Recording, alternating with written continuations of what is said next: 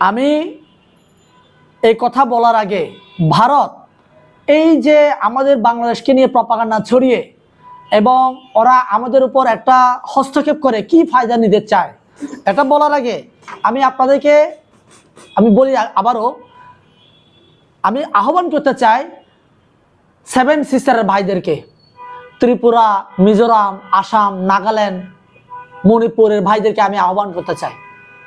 আপনাদেরকে বলতে চাই, আমার বাংলাদেশের সমুদ্র বন্দর, চট্টগ্রাম বন্দর আপনাদের জন্য খুলে দেব আমরা।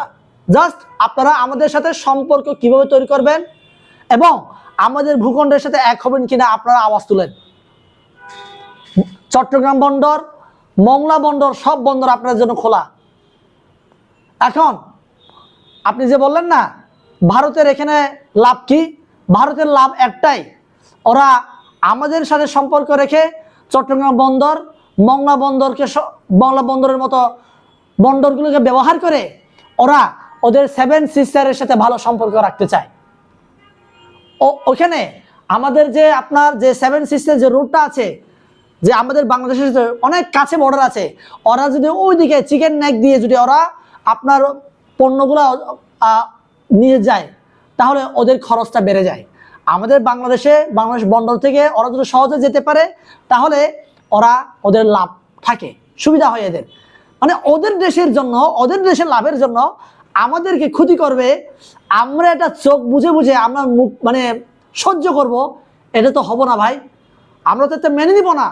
আমি আমরা বলছি বাংলাদেশের সরকারের কাছে আহ্বান করছি, আমি চট্টগ্রাম বন্দরের সাথে ভারতের সাথে যে সকল অবৈধ চুক্তি আছে সকল চুক্তি আপনারা একদিনে এক প্রজ্ঞাপনে এইগুলো বাতিল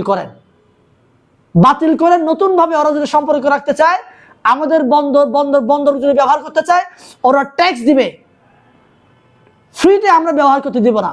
কিন্তু হাসিনা বলেছে না, আমি যা দিয়েছি তাই ওরা আজীবন মনে রাখবে।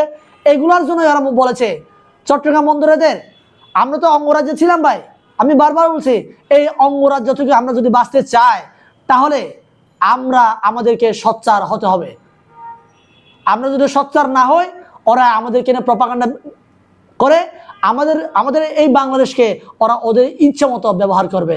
যেমন আমরা ভাইয়ে ভাইয়ে মারামারি করব, আমরা প্রতিনিয়ত আমাদেরকে মিডিয়ায় এসে কথা বলতে হবে, আমরা ভালো আছি, আমরা শান্তিতে আছি, আর ওরা ওদের মতো করে ওরা সুবিধা নিয়ে আমাদের দেশকে রসাতলে নিয়ে যাবে। এটাই হচ্ছে ওদের চাওয়া পাওয়া।